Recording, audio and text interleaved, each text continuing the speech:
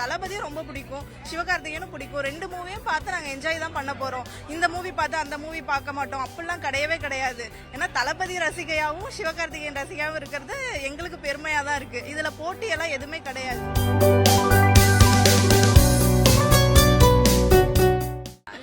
திருச்சியிலேருந்து வந்திருக்கேன். சிவகார்த்திகேயனோட ஆடியோ லான்ச்சுக்கு ரொம்ப எக்ஸைட்டடா இருக்கு. இந்த படம் வந்து லைக் ஏன்னா சிவகார்த்திகேயனோட திருச்சி, ஸோ நான் திருச்சி. ஸோ வந்து அவர் வந்து எவ்வளோ ஹார்ட்ஷிப்ஸ் எல்லாமே வந்து பண்ணியிருக்காரு. ஸோ இந்த படம் வந்து அந்த சாங்ஸ்லேருந்து ஈச் அண்ட் எவ்ரி திங் வந்து பேக்ரவுண்ட் ஸ்கோராக இருக்கட்டும் எல்லாமே சூப்பராக இருக்கு. அண்ட் சென்னையில் வந்து இது ஒரு மிகப்பெரிய கொண்டாட்டமாக இருக்கும் இந்த படத்துக்கு. அண்ட் ரொம்ப ஈகராக வெயிட் பண்ணிருக்கோம் இந்த படம் வந்து ரிலீஸ் ஆகிறதுக்கு.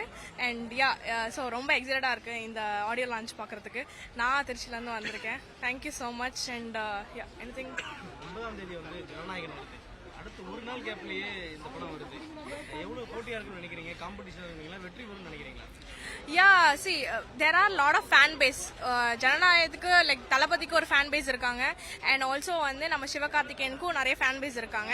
அண்ட் நம்ம வந்து கம்பேர் பண்ண முடியாது. Because they both are like வந்து எல்லாத்துக்கும் ஒரு ட்ரூ லாயல் ஃபேன்ஸ் இருக்காங்க. ஸோ அதனால வந்து அந்த படமும் பிளாக் பஸ்டர் ஆகும் ஜனநாயகனும். Because it's one last dance for Thalapathy.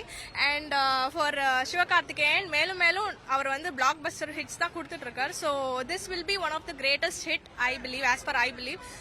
So both of the films are like going to be the blockbuster in across the world. ஏன்னா ஏற்கனவே ஒரு கையில துப்பாக்கி கொடுத்துட்டாரு விஜய்னு சொல்லிட்டு இருக்காங்க. சூப்பர் ஸ்டார் இந்த மாதிரிலாம் பலரும் சொல்லிட்டு இருக்காங்க. எப்படிலாம் இருக்கும்? இல்ல இது அதுக்காக தான் இந்த மாதிரியான போட்டியா முன்னாடியே வருது அப்படின்றதெல்லாம் நம்ம வந்து படத்தை வந்து முன்னாடியே வந்து லைக் ப்ரெடிக்ட் பண்ண முடியாதுல்ல என்ன பண்ண போறாங்கன்னு.